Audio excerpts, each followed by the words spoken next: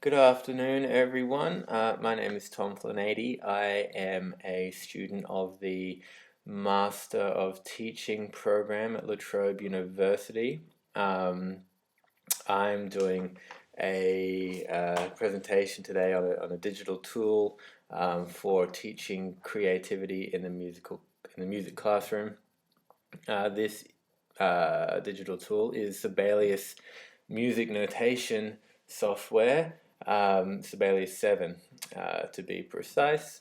I'm doing this for the contemporary education subject run by Scott Alterator. Yeah, so um, I'm going to be doing this. I'm going to be showcasing Sibelius, as it were, and I'm going to be doing that by using a particular composition activity that I use to teach creative composition in a jazz style in my recent teaching placement with the Year 10 class that I was taking. So, as I stated in my introductory essay, that I'm assuming you may have read in the blog that links you to this video presentation. I'm going to be examining the effectiveness of Sibelius with regards to Scott Watson's 8 principles for unlocking musical creativity from his work entitled Using Technology to Unlock Musical Creativity, published in 2011 by Oxford University Press. So Scott has outlined these 8 principles that I'll be using, and I'll just recap by listing them off. The first one is to allow students to express themselves. Number 2 is to offer compelling examples of to imitate and inspire, rather. Number 3 is to employ parameters and limitations that remove distractions and help students focus. Number 4 is remove parameters and limitations that stifle creativity and lead to contrived expression. Number 5 is work that facilitates improvisation. Number 6 is engage in coaching interaction. Number 7, to foster opportunities for feedback and critique. And number 8 is to employ performance and recital. So, they're the 8 criteria or 8 principles that I'll be testing Sibelius against effectively. What I will do though is I will present the activity in, I suppose, as naturalistic a way as possible, and just reference these principles as I feel they are addressed and satisfied by Sibelius as a program, and also the composition activity that I have already done and I've already taught in the classroom. So let's get started. I will open up my Sibelius 7. Here we go. It's already open, so what I'm going to do here is open up the composition that I have done for the class. Now, we spent a number of lessons talking about and learning about different jazz compositional techniques and stylistic features and things. We looked at different rhythms and different kind of melodic devices and different kinds of chords that get used that are more or less unique to jazz within the pop music tradition. And one thing we did look at was the AABA compositional form that is, really prevalent in Broadway composition. People like Cole Porter and Gershwin and all these kinds of people used AABA, 32 bars, pretty regularly, and so the composition task was to compose their own 32 bar form AABA melody with which we can see here, with the harmony accompaniment and the walking bass line as well, just so they could get across those three things that are pretty central to what comprises jazz. Okay, so they're the three parts. Now, what I did to begin with, once I had shown them a number of Cole Porter examples and Duke Ellington and whatever it is, I gave them this example on an overhead projector, and I could play it to them so they could actually hear what it sounded like in its entirety, which is one thing that makes Sibelius such a great facilitator for this kind of activity. The composer can get immediate feedback and actually hear what their composition is going to sound like, and so they can manipulate the musical elements so that they can find sounds that they enjoy and that actually lines up with what they're hearing internally. I think the argument against this is that one should be able to hear internally and to be able to write down first time what one wants to hear as a composer. But of course, these are high school students, and it takes a long time to get that kind of skill. And so this ability to actually hear these pitches and rhythms back up against harmonic structures with the different counterpoint happening, I suppose, in the bass is really beneficial for students in gaining that kind of feedback, and of course fostering opportunities for feedback and critique, actually being able to hear people's whole compositions, to be able to discuss them with their teacher, with their classmates, this kind of thing. Really effective, I've found. It helps the teacher kind of coach them through this kind of problem solving. Why does it sound the way that it sounds? If it's not to your liking, what is it that you need to change? So having that immediate feedback, I think, is really, really important and really beneficial. So anyway, look, I'll press play and play perhaps only the first 8 bars of this particular composition, just so we can hear how it all sounds. Let me see. Yep.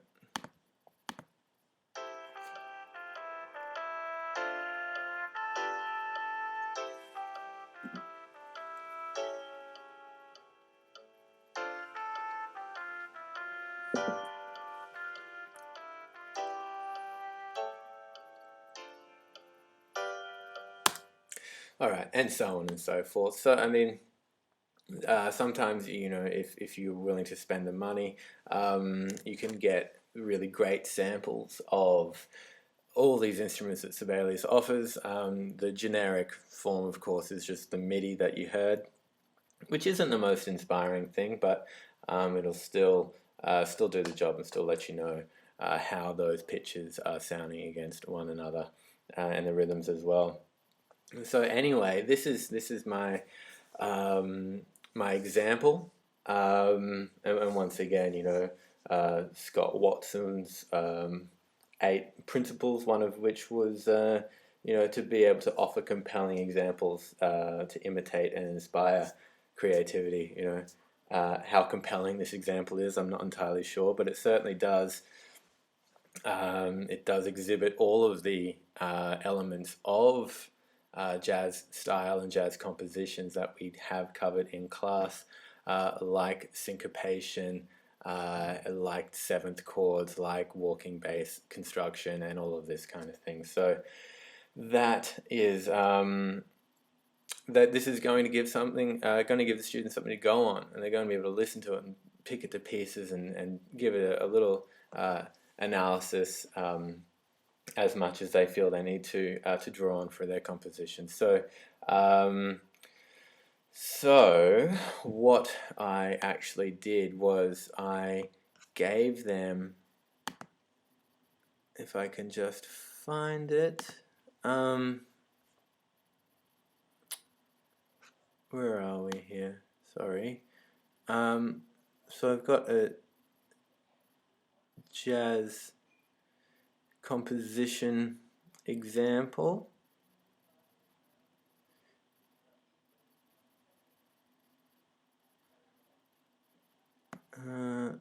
Let me just see.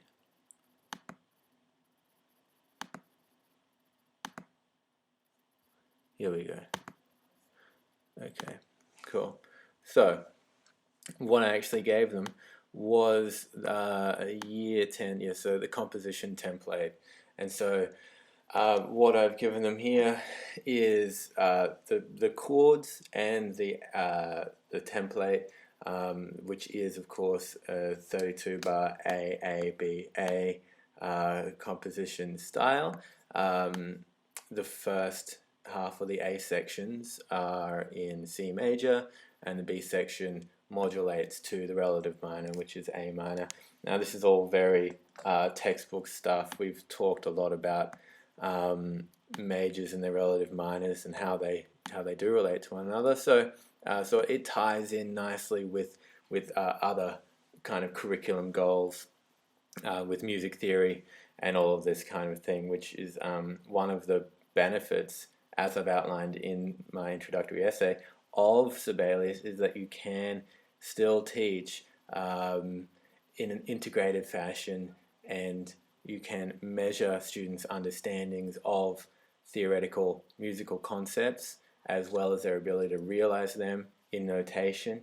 And so, you know, it may be bordering on a very kind of conventional and traditional way of teaching music, but still, I think when you see other forms of, you know, music creativity or creative music software, etc., things that amount to really no more than rearranging a 4-bar drum loop with some kind of pre-recorded synthesized piano part or something like this.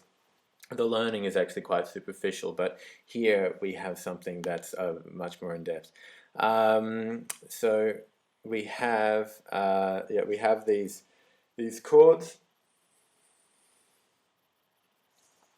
set out over 32 bars, and this, you know, when we talk about employing parameters and limitations that will kind of help students focus on their creative task. I also, you know, provided students with a particular composition brief that gave them the choices of rhythms that they could use, reminded them of stylistic jazz traits like chromaticism and syncopated rhythms and things like this. So, so it's really, you know, allowing for this kind of creativity within a particular framework, so that students could actually to be able, so they would be able to focus on their creative task.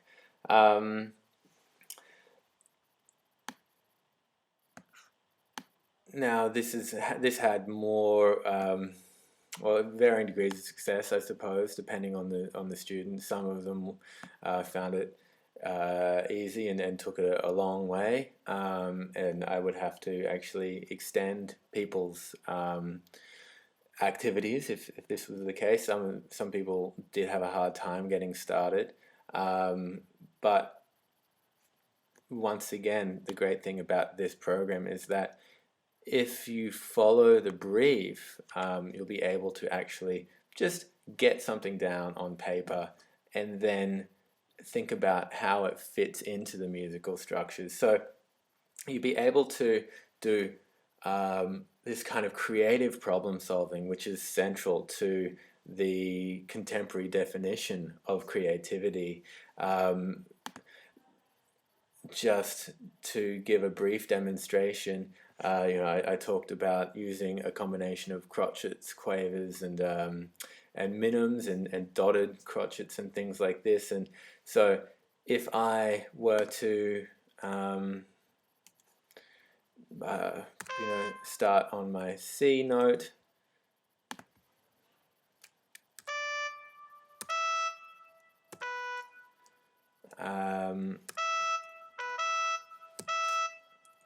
It's just an absolutely fantastic MIDI sound. But all I've done here is said, well, I'm going to use crotchets and quavers, and I'm going to use some ties that are going to introduce some small level of syncopation. So this is all quite consonant. I might, on a D minor 7, and this is something that a lot of students did, they think that the 7th in a D minor 7, they actually think, well, hey, it's a C, it's actually going to be a C sharp. Of course, this is not right, and once they actually notate the chords and everything, they're going to see that the note choice doesn't actually fit within the parameters that have been set for this compositional task, and they're going to have to problem solve their way out of that particular note choice and into something that's much more consonant, something that actually fits with the harmony and the general key center. So that's just one instance of this kind of creative problem solving. How is it that I'm going to get this melody sounding right if I've just approached it in a reasonably ad hoc kind of a way because of my relatively low level of theoretical understanding? I'm going to learn a lot about music theory and about musical elements and things like this. So